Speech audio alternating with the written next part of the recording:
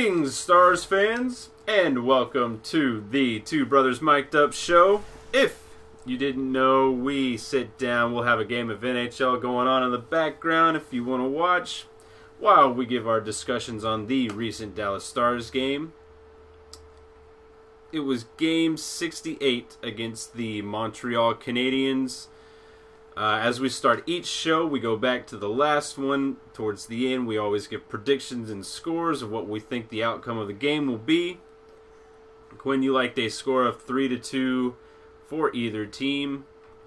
I liked a score for Dallas of 4-3 and a score of Montreal for a 3-1 tally.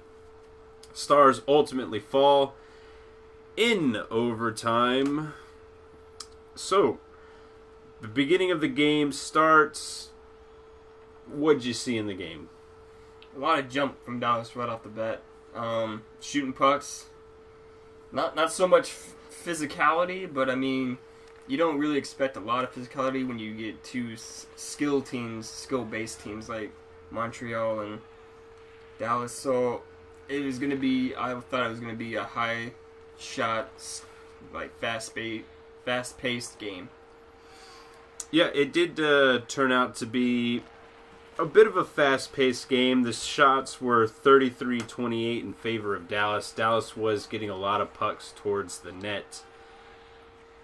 But the big concerning factor that we saw in this game was Dallas has a lot of their talent still left in their lineup. Montreal is kind of depleted all over, and they had like 7 rooks in there. But also another big concerning factor is that Eves gets implemented into the lineup with a scratch of Ritchie. We knew that going into the game. How'd you like that decision? I hated it. I absolutely hated it.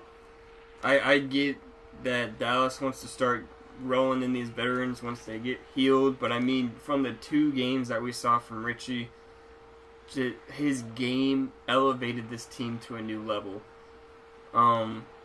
His physicality alone is something that helped win these games for Dallas, these past 2 games. You know, he's not afraid to stand in front of the net, he's not afraid to take the body, he's not afraid to shoot the puck. I don't think Ritchie's more of a playmaker. He's the guy that you pass him the puck and he'll shoot.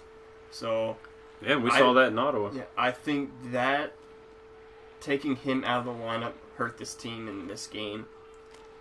Overall, I mean, they managed to score 3 goals, but I mean, we're still getting nothing out of our top line. Yeah. I know, I agree. I would have liked Ritchie to have stayed in there. I mean, if everything's working, why even trade out one player for the next? Especially if Montreal is depleted as it was. I didn't really see a harm with having Ritchie in that game, letting him get a little more acclimated to NHL speed. If they wanted to take him out for the Chicago game, to have Eves in there for more experience, a little more poise against a top team, I still wouldn't have liked it, but I would have understood that a lot more.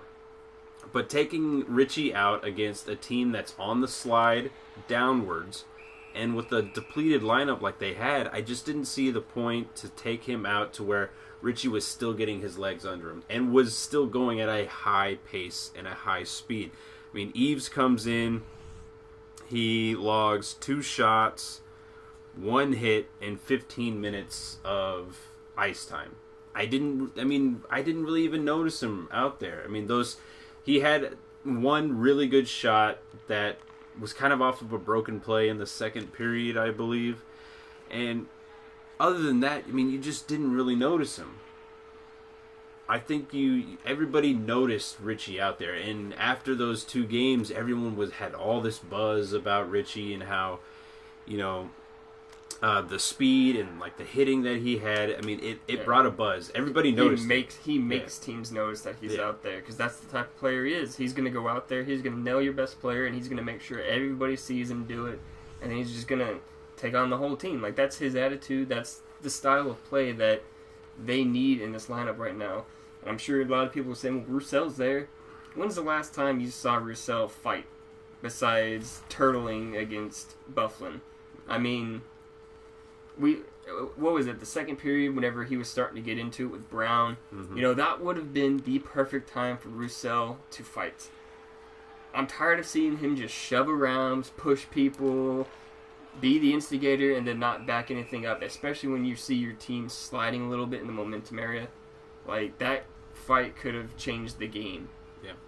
I agree, but we'll get back to that. The Stars get on top very early. We have goals by Cody Eakin, Pacioretty in the first period.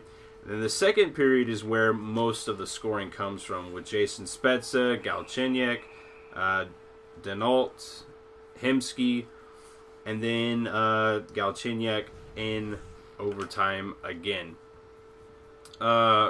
Good speed. It was good to see Dallas get up early, and it was highlighted that in this season, Montreal is like 7-23-5 when they get scored on first, and to see Dallas score on them first within the first 3 minutes was very, uplifting, because, Montreal has a problem with scoring and has a problem with like trying to get back into games. So when you see the Stars score that first goal, I mean, it was promising. I was like, okay, we're on a good pace, but then, it starts to slide back a little bit.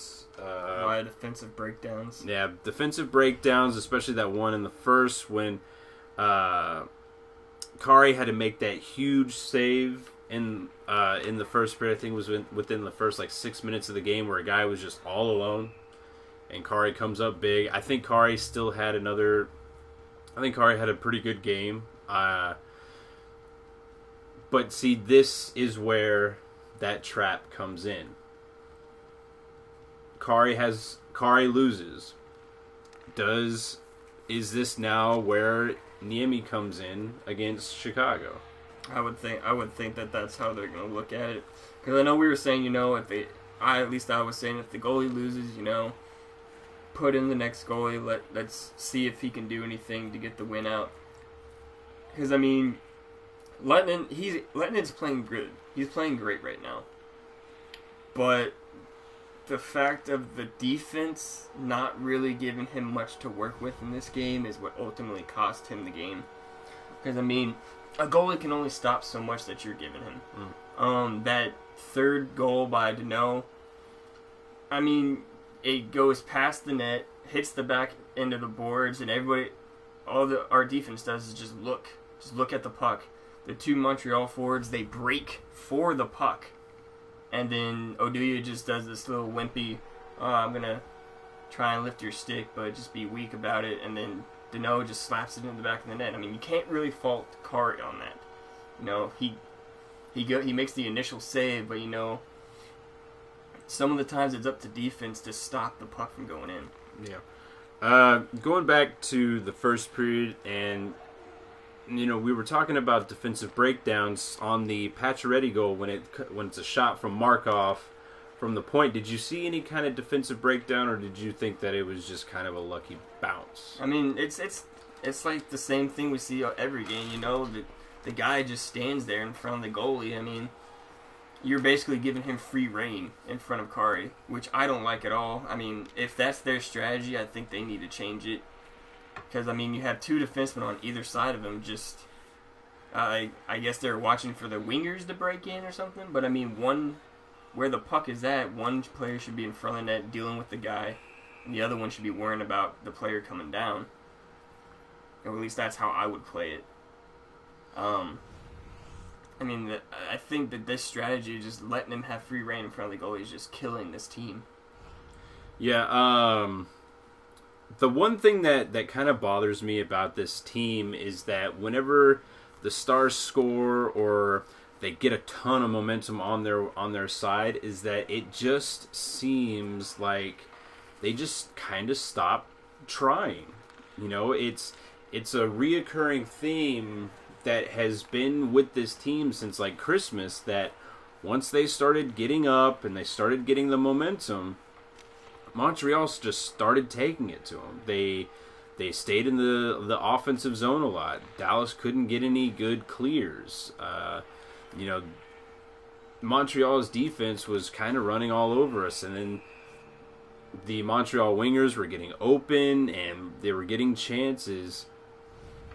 And it's just a reoccurring theme that happens with this team, is that whenever things starts going their way, they start getting too big for their britches, and then something happens and they get humbled and they just don't know how to react for the rest of the period or the rest of the game. But luckily, you know, they'll go through that little spell, and quite recently they've been able to bounce back from it.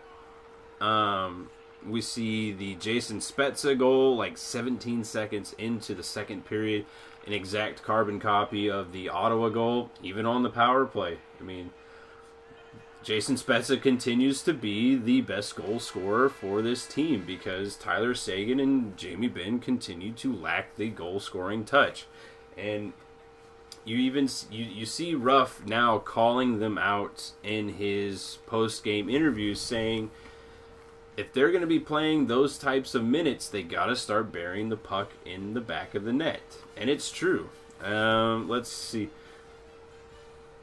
Jamie Benn finishes with 21 minutes, and Tyler Seguin finishes with almost 20 minutes. I mean, that's a good period. That's a third of the game, and yet they still can't really get anything done. Jason Spezza finishes with 15 minutes. It seemed like Jason Spezza should have been on the ice a lot more, and Jamie Benn and Tyler Seguin, some of their ice time should have been taken away from them. Although we did see a decent game from Jamie this time around. He finishes with 5 shots. He had 2 missed shots. He had 2 blocked shots, 4 hits. He was the leading hitter on the team. He had 2 giveaways, but we saw that he was really starting to try to will himself into this game, to try to kind of take it over. Tyler Seguin finishes with 4 shots, 1 missed shot, 1 hit, 1 takeaway, 1 giveaway. So, I mean, it did seem like they were trying to play in this one, but ultimately it just seemed like Ben was overthinking a lot. You know, he had that chance in front of Scrivens to where it kind of would have seemed to where as soon as he caught it on the backhand, he would try to just go like 5-hole or something like that, but instead he tries to do the extra move to try to deke out Scrivens. It has to be 100% mental with this kid. Another thing that you had brought up to me before the game was people on the Dallas Stars subreddit was, you know, kind of shuffling up the lines and stuff like that, and there was this discussion on Hemsky, and people were saying that Hemsky should be out of the lineup and everything like that. I disagreed with it, and I believe you disagreed with it as well. I wanted to keep an eye on Hemsky and how he played in this game to see if he truly needed to be out of the game. And how did you feel after the game ended and when it was going along? How did you feel about Hemsky's game? Well, I mean, we had a pretty big discussion about this before the game, but you know, I think you said the best. If this was the beginning of the season, you know, Hemsky played like absolute garbage. But as of right now, in the past couple weeks, Hemsky is one of the best players on our team right now. It may not seem like he is, because that's the kind of player Hemsky is. Hemsky's that, yeah, he's a flashy player, but he's a flashy, smart player. Yeah, he's very under the radar. So he's gonna get open. He's gonna make moves that you don't expect him to make, especially with that wraparound. It kind of just seemed like the goalie was just, he's just gonna pass it around the net, but he curls around, gets it in, which ultimately saves the game, so we can get at least a point out of it. And then he had that really good strong move in the first period with the backhand that hits off the post. I mean, he catches it and recognizes there's a lane and skates right to the net, dings it. Like, that's probably one of hardest like flat pucks I've ever seen go off of a post. Like it just hits it and it kind of just bounces off like a couple of inches away. Where he's at in the lineup right now with Roussel and Eakin, I think that is the absolute best place for him to be right now because he is producing, he's playing good. I think Hemsky, if he does decide to stay with this team, he needs to be confined to the third or fourth line because I think when he starts playing on the first and second lines, Hemsky's a player that wants the puck. He wants the puck. Val wants the puck. Sagan wants the puck. Spezza wants the puck. Everybody wants the puck. But being on the third and fourth line, you get the players like Eakin and Roussel who would rather pass to the person that wants the puck and then just work their way to the net, try to get the rebound, hit some people out of the way. So I think that fits perfect for where Hemsky is at right now. No, I agree. There's one spot that you can ultimately say on Hemsky. The only negative thing that I can really think of is his defensive positioning. In his own zone, he's kind of a liability, and I think he showed it in this game on the first Galchenyuk goal. But ultimately, I don't really put it on him per se. When you go back and you watch that play, there's 10 seconds going on in their zone that there are only 4 Dallas Stars players around where the puck is going. There's another player at the blue line completely out of the play. Never engages into the play. Now Hemsky should have stayed on his side of the net, on his side of the ice to watch Galchenyuk come in and how he curls. Galchenyuk follows Hemsky, but he follows him a little bit behind him, and Hemsky gets kind of, puck watching. And he starts to curl off towards the right, and that little hook play that gets through Eakin leaves Galchenyuk all alone in front of the net. What that other winger was doing, I'm not exactly too sure. I would have liked him to come down into the zone a little bit, maybe towards like the hash marks, to try to see if he could be engaged in the play. But for 10 seconds, the Stars only have 4 players that are engaged in the play. It seemed like very bad positioning all around on that. And then, like you were saying with the third goal, the one that goes off the boards, bounces back, and then he's able to kind of just tap it in on his backhand. You do see Oduya come in. I mean, Oduya plays it right for 50% of the play. He gets out of the way of the puck, of the shot, and lets Kari try to make the save. That's good. Let the goalie make the save because that's what he's paid to do. But then kind of puck watches again and kind of just watches it bounce off the boards, go back towards the ice, and then tries to engage on the Montreal Canadian that's there and kind of just sticks his stick like on his like hips, like on his like hip level. What's that going to do? Get your stick, lift it up off of the ice, and take that stick away. You take that stick away, that's no goal. That's absolutely no goal. He comes in and just ultimately just doesn't play it well. He's not strong enough to do a full-on hook on someone's hips to take away his arms. I mean, I'm sorry, that's just not how it works.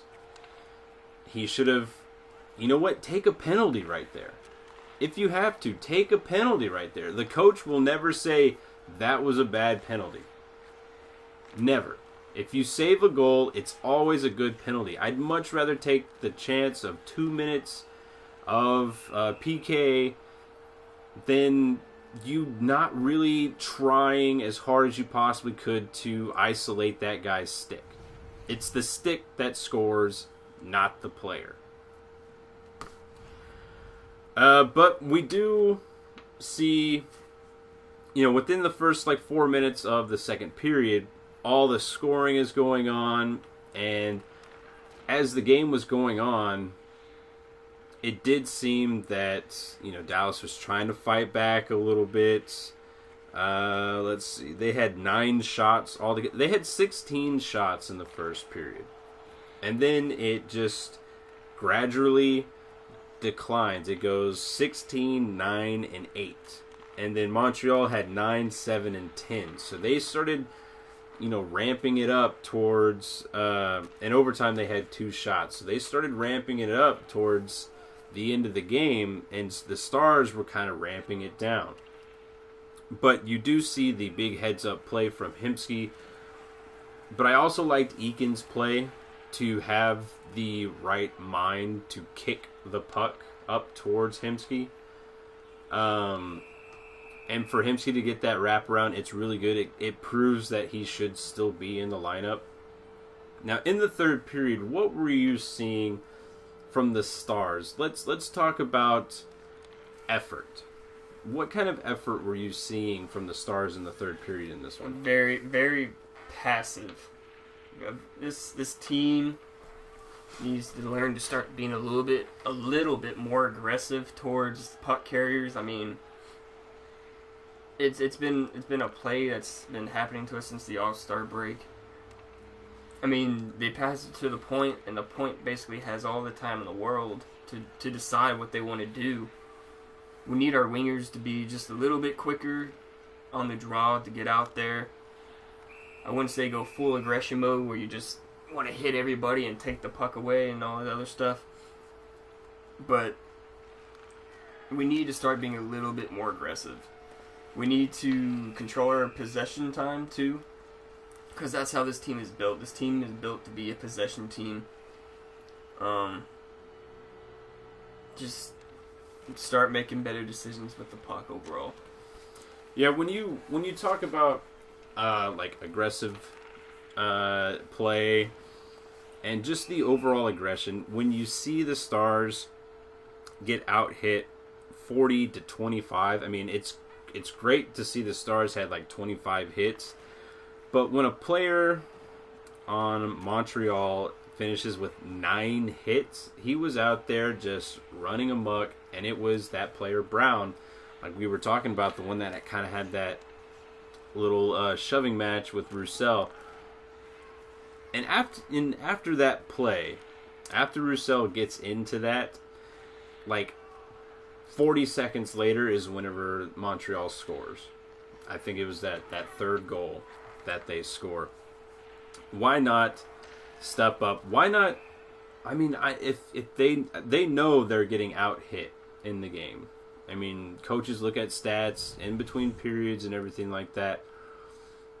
I mean, if you don't want Oleksiak to play as many minutes as you've been giving him, the 7-8 minutes in his past like 2 games that he played in. Let's see, he finishes with 13, but only because Demers gets hurt. Why not have Oleksiak out there a little bit more to start being aggressive? To start, have him go out there. Why not tap him on the shoulder and say, you see Brown, get him off the ice for 5 minutes. I mean, what is the harm with saying to Oleksiak? Because, I mean, you're not having him play any other way. He's in the lineup because he's big and he's bad and he can handle himself. Why not tell him to go out there and say, you know what? He wants to come out there, run amok. You go over there, you take him off the ice for 5 minutes. I see no harm in that because you essentially weren't playing him until Demers really got hurt. Yeah, that's another thing I don't know why, but if you're gonna dress 6 defensemen and only play 5 of them roughly for like the entire game, why even bring him up? I mean, last game he finished with 7 minutes, and like you said, this game he finished with 13 only because Demers got hurt. I mean, we didn't see him until probably like halfway through the second period whenever it happened. I mean, what are you doing to this kid? I mean, you bring him up to play, but you don't play him. How is he supposed to get better? Yeah.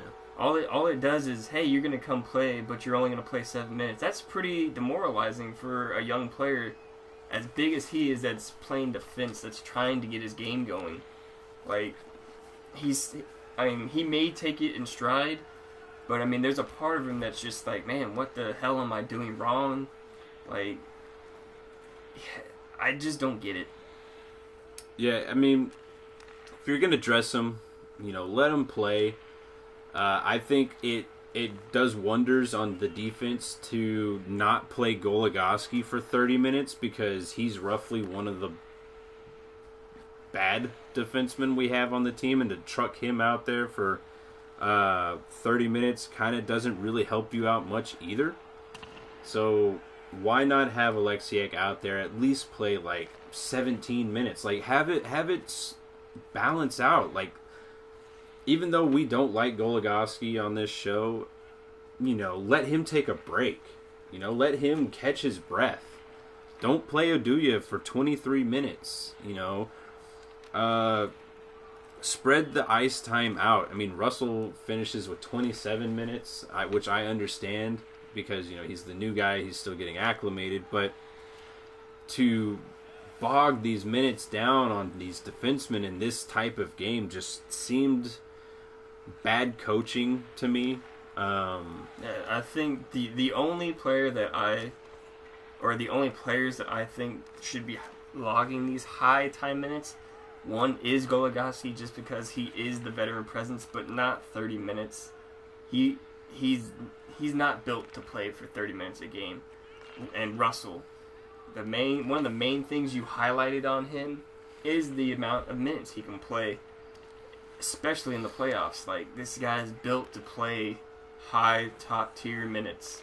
So I think riding him is okay, but like Oduya, Demers, I think they still have a little bit left in the season, in a couple seasons, to be playing those kinds of minutes.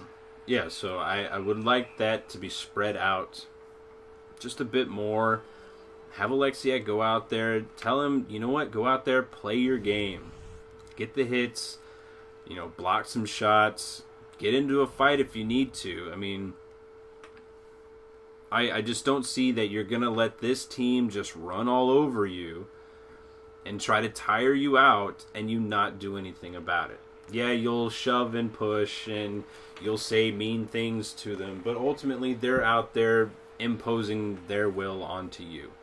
And how they fought back in this one was a little disappointing. I think Kari had another good game. Going into overtime, though, the way he kind of plays that shot, it just seemed like he just didn't catch up to it, ultimately, because it scored. But I say that because he gets down and he doesn't really kick his leg out to try to stop it. It seemed like he was a little concerned about it going 5-hole. But what I was thinking after the game, whenever Galchenyuk shoots the puck and it breaks Russell's stick, what I was thinking is, why doesn't Russell just kind of stick on Galchenyuk like glue? Like, get up in his grill, ultimately making it like a 2-on-2. I think that would have made a little bit more sense instead of him just isolating him back. Him standing there ultimately all he did was just stand there. Ultimately making it a 3-on-2 and giving Galchenyuk all this room and space. Just because he doesn't have a stick doesn't mean that he has to play back towards the goal. Why not just stand in front of Galchenyuk, try to skate with him, make Galchenyuk make moves? Like, it just seemed that was bad. A bad decision on his part to not get up in his face. I mean, how would you want to play that? I mean, yeah, I completely agree with that. You don't want to get right up in his grill, because if you bump him and he doesn't have the puck, that's a penalty, it's interference. But don't give him the space. Like, you can. There's about a 6-foot gap that law enforcement officers teach, because that is the amount of time you have to react to something happening. It takes 6 feet and 1 second for you to get up in somebody's face. So, I mean, not saying that he needs to be 6 feet in front of him, but around that amount of space should be what's kept between him and Galchenyuk. Then he doesn't score, By the time he tries to take that shot, you get right into that lane, And if he makes the shot, at least you tried. Yeah. I guess you can chalk it up to him just, being on a new team. He wants to do the right thing, but I think he just made a bad decision on just kind of just standing there and taking himself out of the play.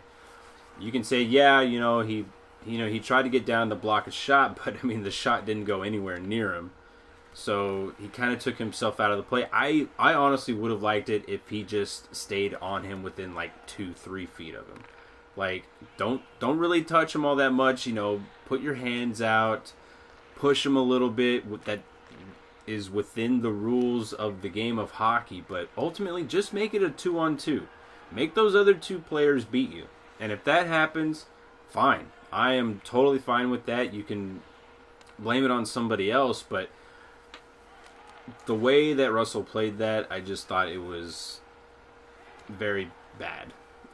For, the least amount of words to say that is just, he should have played it a lot more aggressive. If he got beat on it, fine. I would have liked some effort just right then and there. But then again, it's all easy to say after the game is done. Let's go into the ratings of this game. What'd you rate this one? I rated it a D+. The only reason why, they got good goaltending from Kari, or at least I think so. I think he played a pretty good game with what he was given in front of him. And the fact that they got 3 goals, that they showed a little fight to get back in it.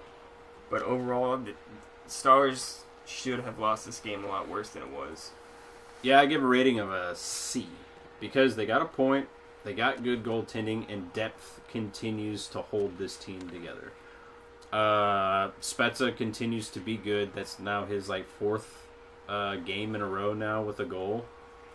So I thought it was a decent effort, but ultimately they come up short because the first line continues to hold this team back. Stars play the Chicago Blackhawks in Dallas for game 69. What kind of predictions do you have for that one? Well, I hope they break the trend of this season so far with the Blackhawks. We won the first one, they won the second, we won the third. I would like them to win the fourth. But if they bring the effort that they brought into the Montreal game, they're going to get blown out of the water. And it's not going to be pretty. So I say if Chicago wins, it's going to be, I'd say 6-2. Oh, also, it was mentioned today that Demers is out for a while. Yeah. And the possibility of Stephen John's getting called up. So, I don't know about Dallas right now. I'll go with a pretty neutral answer, and I'll say it'll be 3-2, but it'll be in overtime. And for the It'll be 6-2. All right. I like a score. I mean, it seems like it's gonna be a high scoring game. It just has the makings of a high scoring game. So I'm gonna say 5-4 for Dallas, and I'm gonna say